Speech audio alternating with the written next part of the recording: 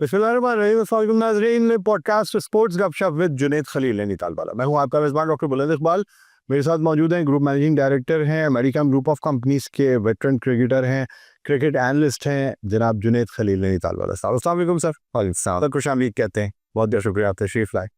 तब आज के इस पॉडकास्ट में हम बात करेंगे कि पाकिस्तान क्रिकेट टीम जो है वो एक तरफ तो अब थोड़ी सी कंसिस्टेंसी की तरफ नज़र आ रही है, लेकिन अभी डिसीशंस लेने में क्या पाकिस्तान क्रिकेट टीम जो है वो सही डिसीशंस ले पाती है। दूसरी जानिब डिसीजन मेकिंग का जो प्रोसेस है, क्या उसकी कोई हायरार्की बनी हुई है टीम में, या अब बस इसी तरीके से कि जो जिसकी जहन में आया उसने ले लिया, डिसीजन अच्छा हुआ तो तारीफ हो गई, अच्छा नहीं हुआ तो बैशिंग हो गई, कौम ने जो है ना वो बड़ी बड़ी मीम्स कर दी, फलां चीज़ कर दी, ये कर दी। लेकिन बहरहाल कुछ दिनों से टीम की परफॉर्मेंस बैलेंस सी है, कभी हम हारते हैं कभी जीतते हैं, हम बहुत एक्स्ट्राऑर्डिनरी परफॉर्मेंस नहीं कह सकते, लेकिन फिर भी ऐसी है कि टीम डूबते डूबते फिर तैरने लग जाती है। सर आपसे सबसे पहले जानना चाहूँगा कि पाकिस्तान जो है ना अब तक हमारी कैप्टनसी या टीम जो है decision making even at the toss नहीं कर पाती। हम बाज़ दफ़ा टॉस जीत के गलत फैसले कर जाते हैं, बाज़ दफ़ा हम टॉस जो है ना जीतने के बाद हमारे पास पूरा चांस होता है कि हम पिच रीड करते हुए उसके हिसाब से फैसला लें, लेकिन शायद हम कुछ और ही रीड कर जाते हैं, या शायद पिच हमारे हिसाब से नहीं बनाई जाती। क्या कहेंगे आप? नहीं, पिच तो आपको मौका मिलता है ना टॉस जीत कर आप बेसिकली जो है ना मतलब फैसला खुद करें और ये सोचें कि आपने बैटिंग करनी है कि बॉलिंग करनी है। But unfortunately our system is not something which is देखिए, हर पूरी टीम के अंदर कैप्टन बनाने से पहले ना उसकी पूरी एक ट्रेनिंग की जाती है। देखा जाता है कि वो फर्स्ट क्लास में उसने ट्रेन एज अ कैप्टन बना या नहीं बना। बहुत अरसे तक उसको जो है ना वाइस कैप्टन जो है ना वो कंटिन्यू किया जाता है, एक सिस्टम से उसको लेकर आया जाता है। आप एग्जाम्पल्स देख लें, फिर एक आध छोटे मैचेस के अंदर उसको सीरीज दी जाती है। अगर आप किसी वीकर टीम के खिलाफ खेल रहे हो फिर उसको कैप्टनशिप दी जाती है, and then he become a captain. हमारे यहाँ तो अनफॉर्चुनेटली जो है ना उसको सुबह नहीं पता था कि वो कल का जो मैच है वो जो खेलने के लिए जा रहा है वो कैप्टन होगा या नहीं होगा, और वो प्लेइंग में होगा या नहीं होगा। दिस इज समथिंग, अब ट्रेनिंग का हक वो करेगा। हमारा कैप्टन और वाइस कैप्टन बनता है, उसके बाद जब नई सीरीज होती है तो नीचे से किसी और को लाके जो है ना वो कैप्टन बना दिया जाता है ना, अगेन एक नया जो है ना वो वाइस कैप्टन आ जाता है। तो चाहिए सो मेनी मिक्सचर जिसको जिसके ऊपर जो है ना वो वो कैसे जो है ना पिच रीड करेगा। फिर आपका जो होम ग्राउंड का एडवांटेज इसलिए खत्म हो जाता है क्योंकि हमारे लड़के डोमेस्टिक तो खेलते नहीं है। अब आप अगर आप देखें पीएसएल को हटा के तो बाबर आजम, रिजवान, शाहीन, फकर, आपका साइम, और ये वो लड़के हैं जो बेसिकली परमानेंट आपके जो ना टीम के जो ना वो है, सलमान अली आगा। तो आपको होम ग्राउंड का एडवांटेज कहाँ मिलेगा? अच्छा, आप इन सबके अगर फर्स्ट क्लास मैचेस भी देखें तो किसी के 5 फर्स्ट क्लास मैचेस होंगे, किसी के 10 फर्स्ट क्लास मैचेस होंगे। हाँ, कुछ टेस्ट स्क्वाड हमारी रहती है जो वाकई जो है ना आपका फिलहाल क्योंकि ज़रा गुस्सा ज़रा ज़्यादा है पीसीबी को, तो वो आजकल डोमेस्टिक खेल रहे हैं, जिसमें शान मसूद भी खेल रहे हैं, सऊद शकील भी खेल रहे हैं, आपका हसन अली भी जो है ना वो खेल रहे हैं। तो ये वो लोग हैं जिनको बेसिकली वनडे और टी20 में मौका नहीं मिल रहा, जो बेसिकली आपका डोमेस्टिक जो है ना वो खेल रहे हैं। इसके अलावा जो हमारे टी20 के प्लेयर्स हैं या हमारे वनडे के प्लेयर्स हैं, वो कहाँ जो ना वो डोमेस्टिक खेल रहे हैं, कहाँ उन वो बेसिकली होम सीरीज का जो ना एडवांटेज जो ना वो उठा सके। अभी मैं 2-4 दिन पहले रीड कर रहा था कि बांग्लादेश ने आयरलैंड को जो है ना वो एक इनिंग और सम 150-200 रन से जो है ना टेस्ट मैच जो है ना वो हरा दिया। Ireland is not a small nation, अच्छा क्रिकेट खेलती है, और बांग्लादेश का स्टैंडर्ड भी वैसा ही है। बट आप देखें ना किस तरीके से उन्होंने होम ग्राउंड को डोमिनेट किया, 500 समथिंग रन बनाया, उनको 180 रन के ऊपर आउट कर दिया। दूसरी इनिंग में 275 रन के ऊपर जो ना वो आउट कर दिया। लास्ट टाइम ये टेस्ट मैच आपने पाकिस्तान के बारे में कहाँ सुना था, कब सुना था? अनफॉर्चुनेटली मुल्तान के अंदर हमने बड़े अरसे के बाद 500 समथिंग जो ना वो रन बनाया, और इंग्लैंड ने आके जो है ना वो 700-800 रन जो ना वो हमारे पर जो ना वो बना के इनफैक्ट जैसे ही हम सेकेंड इनिंग में बैटिंग करने के लिए आए तो हम कोलैप्स हो गए।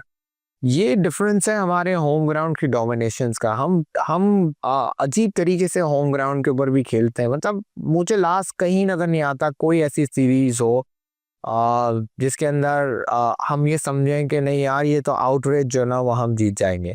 हम हमेशा स्ट्रगल करके जो ना वो जीते हैं। अब आप पीछे पूरा स्टैट्स उठाएं, जितनी हमारी होम सीरीज हुई है वो सब या तो हम 2-2 1-1 बराबर करके टेस्ट सीरीज गए हैं। वनडे सीरीज जो हम जीते वो 2-1 2-1 2-1 2-1 2-1 से वाइट वॉश नहीं कर पाते। वाइड वॉश नहीं कर पाते। और हम जब कहीं टूर के ऊपर जाते हैं तो वहाँ भी हमारा हाल जो है ना वो स्ट्रगल की होती है। और एवरी टाइम व्हेन कैप्टन या any management person sit in a press conference और उससे सवाल पूछा जाता है उनकी परफॉर्मेंस के ऊपर, तो हमेशा से वो ये बोलते हैं we are in a process of a building. यार ये बिल्डिंग कब कंप्लीट होगी? ये बिल्डिंग नहीं हो गई, कोई जो है ना वो एक ऐसा ये बुर्ज खलीफा हो गए थे बन के। नाजा खान का पुल हो गया जो बेसिकली मतलब 25 साल से जो है ना उसकी रिपेयरिंग हो रही है, आज भी उसकी रिपेयरिंग चल रही है। सबको खेलते खेलते जो है ना टीम में रहते रहते जो है ना 5-5 10-10 साल हो गए, अभी तक सब यंगस्टर हैं। मतलब साई म्यू अभी भी एक यंगस्टर की दौर के ऊपर जो है ना वो टीम के अंदर जो है ना खेल रहे हैं, स्टिल एक्सपेरिमेंटिंग।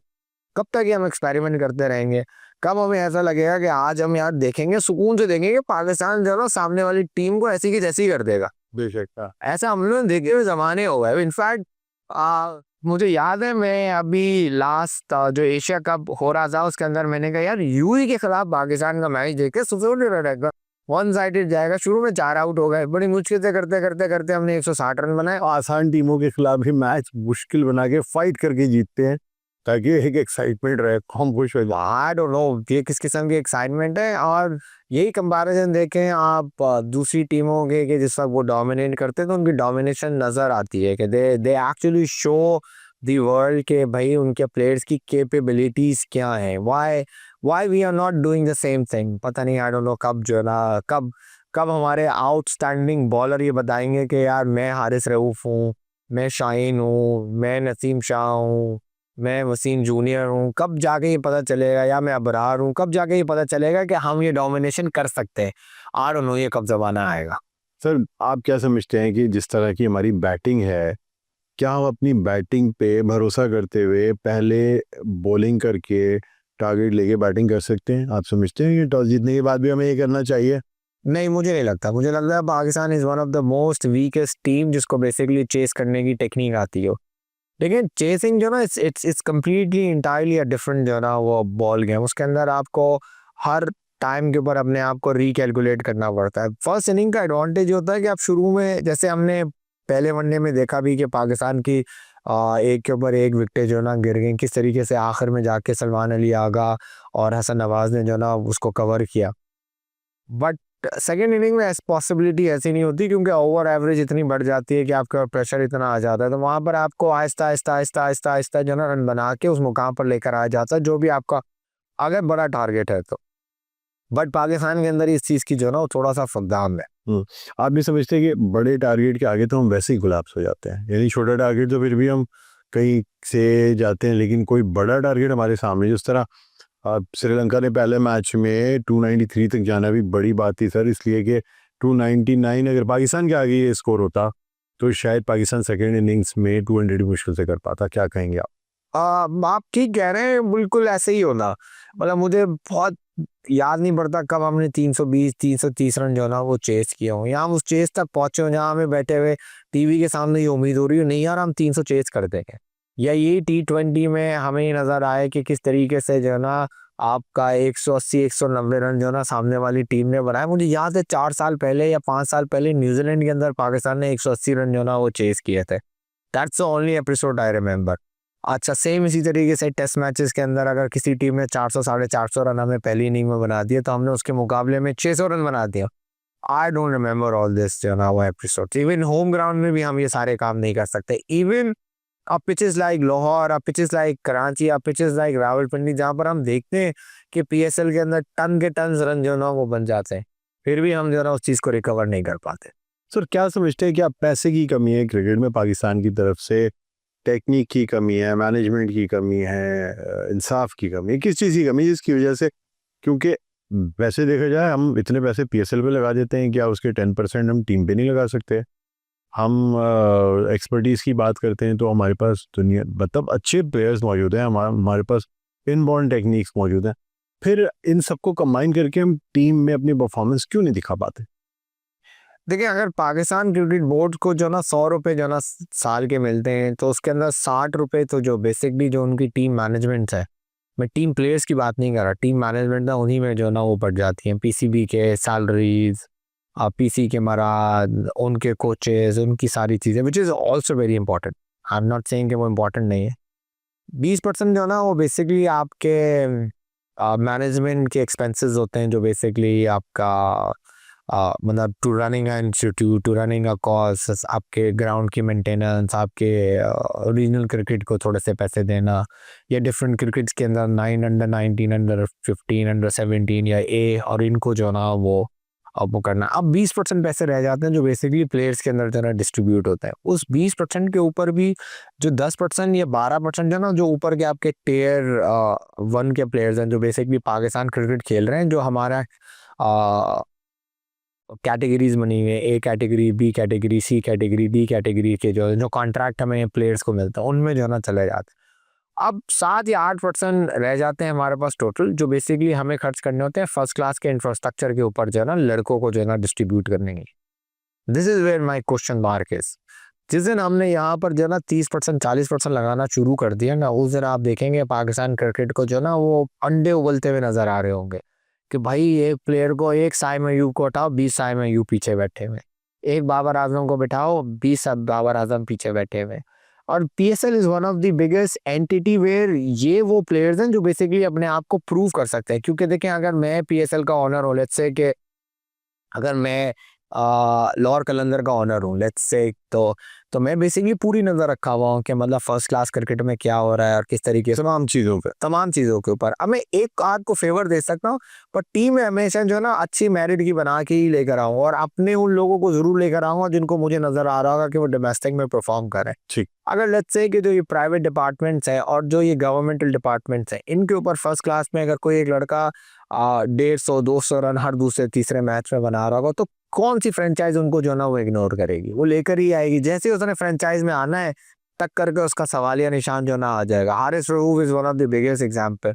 कोई नहीं जानता था उसको। बिल्कुल। लाहौर कलंदर ने इसको इम्प्रूव किया, आपका मेलबर्न स्टार्स में भेजा, एक सीजन उसने मारा, टक करके आज तक पाकिस्तान की लाइबिलिटी बना हुआ है पाकिस्तान के साथ। लाहौर कलंदर ने काफ़ी प्लेयर्स दिए सर, और लाहौर कलंदर को ये डेफिनेटली अरे ये सिर्फ लाहौर कलंदर ही नहीं है, अभी आप जो है ना वो अब आप साहबजादा फरहान की इजाज़त में, आप सेम इसी तरीके से एक ज़माने में जो ना शादाब की फॉर्म जो ना वो ख़राब थी, सेम इसी तरीके से शर्जील खान, खालिद लतीफ़ इस्लामाबाद से जो ना वो निकले थे। इवन आप पेशावर के अंदर ये सारी फ्रेंचाइज में कोई ना कोई लड़के ज़रूर जो ना एक आध दो लड़के ज़रूर ये ज़रूर कर देते हैं। तो मतलब पीएसएल इज़ दैट इम्पोर्टेंट। तो आप जब तक अपना फर्स्ट क्लास का इंफ्रास्ट्रक्चर ठीक नहीं करेंगे, पहले यही काम मेडिकम किया करता था, काफ़ी प्लेयर मेडिकम बहुत दिया करता था। लेकिन अब जारी बात है, ये बेसिकली अब आप देखें हर टाइम के ऊपर ना चेंज हो जाती है। अब आप में नोकिया 6110 सवाल नहीं कर सकता, अब मुझे जो ना नया मॉडल का फ़ोन ही चाहिए। बिल्कुल सही कह रहे हैं। तो मजीद आपसे गुफ्तगू करेंगे, छोटा सा वक्फा लेना, वक्फे के बाद दोबारा खिदमत हाजिर होंगे। कहीं ना जाइएगा, देखते रहिए पॉडकास्ट स्पोर्ट्स गपशप विद जुनैद खलील नैनीताल वाला।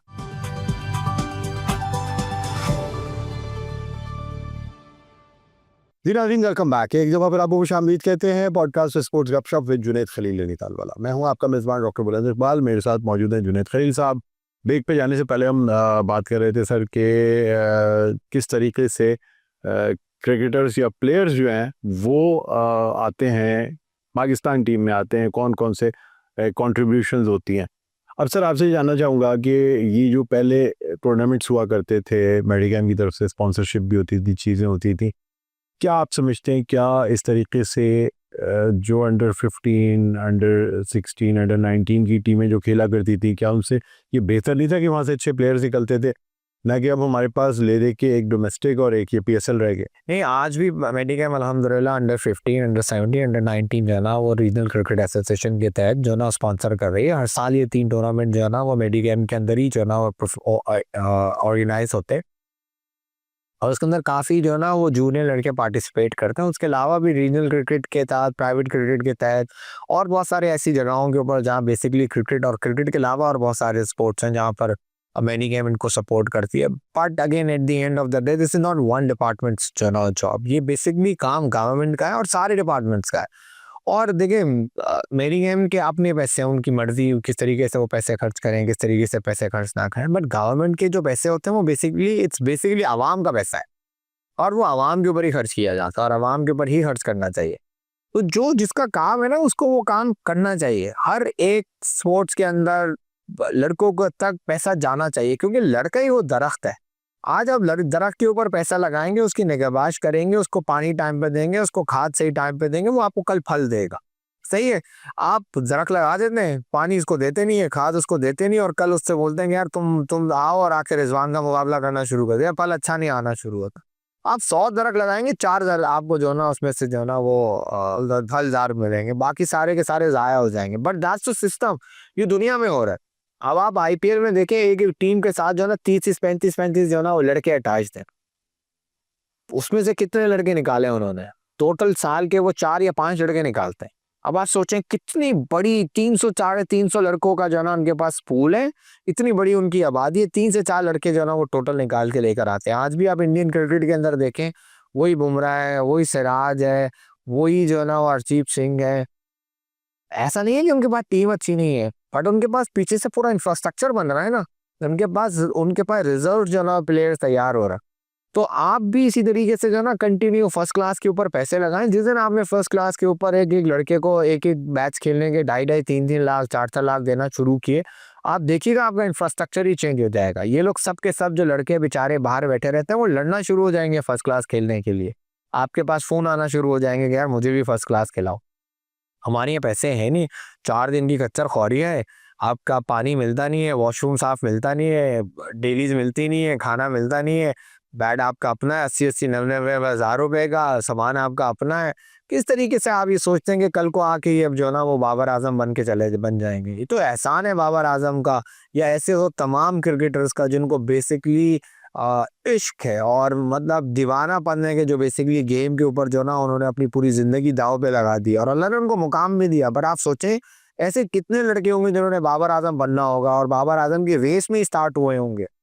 अगर मेरे ख्याल से 5 से 10 हज़ार जो ना लड़का ऐसा होगा जिसने ये सोचा होगा यार मैं पाकिस्तान क्रिकेट जो ना खेलूं, उसमें से सिर्फ एक लड़का बाबर आजम बनकर जो ना वो पाकिस्तान में आया। बाकी सब के सब तो उन्होंने अपनी जिंदगी उस दाव पे लगा दी ना। आज वो बेचारे या तो कहीं पर प्राइवेट जॉब्स कर रहे हैं, या ऑट क्रिकेट खेल रहे हैं, या मल्टीनेशनल क्रिकेट खेल रहे हैं, या किसी ना किसी तरीके से अपना घर चला रहे हैं। This is the reality of our sports. ये चेंज हमें जो है ना करना पड़ेगा, और जिस दिन हमने ये चेंज कर दिया, उस दिन आप देखिएगा कि हमारे पास किस तरीके से जो है ना वर्ल्ड क्लास और इंटरनेशनल लेवल को compete करने वाले प्लेयर्स। सर आप क्या समझते हैं, क्या क्रिकेट की वजह से दूसरे खेल जो है वो इग्नोर नहीं हो जाते? हम जब भी स्पोर्ट्स की बात करते हैं तो हमारे जहन में एक ही स्पोर्ट्स आता है, वो क्रिकेट होता है। हम चाहे गली मोहल्ले में देखें, हम स्क्रीन पे देखें, हम कहीं पे भी देखें, शायद हमें क्रिकेट से इतना फ़ायदा नहीं हो रहा है जितना क्रिकेट हमें डोमिनेट कर गया है, हमारे दिमागों को, हमारी स्पेसेस को। क्या कहेंगे आप? देखिए, हम वन स्पोर्ट्स नेशन है, हमारे यहाँ सब क्रिकेट के बाद दूसरा कोई स्पोर्ट्स नहीं है। देयर आर सर्टेन एरिया जहाँ पर लोग फुटबॉल बहुत ज़्यादा पसंद करते हैं। देयर आर सर्टेन एरिया जहाँ पर आजकल, जैसे आपने कहा, paddle is our defensive game, but certain area जो पैडल जो ना अच्छा मतलब जहाँ पर जो ना पसंद किया जाता है। दे आर सर्टेन एरिया जहाँ पर स्नूकर बड़ा जो ना मतलब फेमस है। दे आर सर्टेन एरिया जहाँ पर हॉकी बड़ी खेली जाती है। बट ओवरऑल आज जब पाकिस्तान की बात करते हैं, there is only one game. शायद ही ऐसा कोई पाकिस्तानी होगा, मैं आपसे सवाल पूछूं, आपने बचपन में क्रिकेट कभी हाँ के लिए, मैं इस कब्र में बैठ के जिससे मैं सवाल पूछूंगा वो ज़रूर बोलेगा कि यार मैंने क्रिकेट ज़रूर खेली है। बट यही सवाल मैं आपसे दोबारा पूछूं, कभी आपने बैडमिंटन खेली है? शायद आप बोलेंगे हाँ। आपने कभी स्नूकर खेली है? शायद आप बोलेंगे हाँ। तो देर द डिफरेंस बिटवीन, चाहे 10 से पूछें तो कोई 2 कहेगा कि हाँ खेलिए। हाँ, तो ये जो शायद वाला एलिमेंट है, हम वन स्पोर्ट्स नेशन है, और हमें शायद इसी स्पोर्ट्स को जो ना ठीक करना चाहिए, और हमें इसी के ऊपर काम करना चाहिए। और देखिए, अब बीसीसीआई की जिम्मेदारी है कि हर साल वो 3 या 4 स्पोर्ट्स को अपनी जेब से स्पॉन्सर करते हैं और उसको जो ना वो आगे लेकर आते हैं, क्योंकि उनकी इनकम इतनी ज़्यादा है। जिस दिन हमने भी अपने क्रिकेट को इस मुकाम पर ले आया, तो शायद उससे दूसरे स्पोर्ट्स को भी जो ना फ़ायदे हो जाए। ठीक है। अच्छा सर, ये भी बताइएगा कि अब आप आगे आने वाले दिनों में कितनी तब्दीली देख रहे हैं पाकिस्तान क्रिकेट टीम में? मैं कोई तब्दीली नहीं देख, इसी तरह चलती रहेगी? इसी तरीके से चलती रहेगी। पावर आयशा अफरीदी, क्योंकि हमारे जिस अच्छे प्लेयर को कप्तान बनाया जाता है उसकी अपनी परफॉर्मेंस नीचे आ जाती है। अब अभी हम देख रहे हैं शाहिनशाह अफरीदी का वो जो एक शुरू के ओवर्स में विकेटें लेने वाला जो एक उनका निरालापन था, वो अब ख़त्म होता नहीं। एक चीज़ मैंने डिफरेंट देखी है कि शाहीन जो ना बीइंग अ कैप्टन खुद जो ना वो सेकंड वनडे के अंदर जो ना वो जाके मतलब रेस्ट उन्होंने कर दिया, which is a good sign, क्योंकि आपको रोटेशन जो ना वो करनी चाहिए। क्योंकि अगर आप रोटेशन नहीं करेंगे तो कभी भी आपके दूसरे प्लेयर्स को प्रॉपर जो ना वो मौका नहीं मिलेगा। इट्स अ बिग डील के पाकिस्तान का कैप्टन हो के उसने खुद अपने आप को जो है ना वो रेस्ट दिया। मैंने आज तक शायद ही किसी ऐसे कैप्टन को देखा हो जो basically being a captain, even आप 2-0 भी जीत रहे थे तो रिजवान कभी बाहर जाके नहीं बैठे, जबकि बाहर वो सीरीज के अंदर कैप्टन। इमरान खान ने भी कभी अपने आप को इस तरह रेस्ट नहीं दिया, कंधा भी उतरा हुआ था तब भी मजबूरी थी, पाकिस्तान हारता ही चला जा रहा था 92 के वर्ल्ड कप में, तो रेस्ट देने का सवाल ही नहीं था। सर क्या मैसेज देना चाहेंगे? मैसेज यही है कि आप बेसिकली जो है ना वो उम्मीदें रखें, अल्लाह ताला जो है ना वो अच्छी उम्मीदों का अच्छा फल देगा। हम भी जो है ना इसी उम्मीदों के साथ जो है ना वो अपनी ज़िंदगी गुजार रहे हैं। आई होप कि पाकिस्तान के अंदर एक्चुअल तब्दीली देखने को मिले, सिर्फ ज़बानी नहीं। तो ये कौन सी तब्दीली की बात कर रहे हैं आप? खेलों की तब्दीली? खेलों की तब्दीली। ठीक है, बहुत बहुत शुक्रिया सर, हमने आज के प्रोग्राम के वक्त निकाला। नाज़रीन उम्मीद करते हैं आपको आज का पॉडकास्ट पसंद आया होगा। मुझे, डॉक्टर बुलंद इकबाल को और जुनैद खलील नैनीताल वालों को इजाज़त दीजिए। अपना बहुत ख्याल रखिएगा। अल्लाह।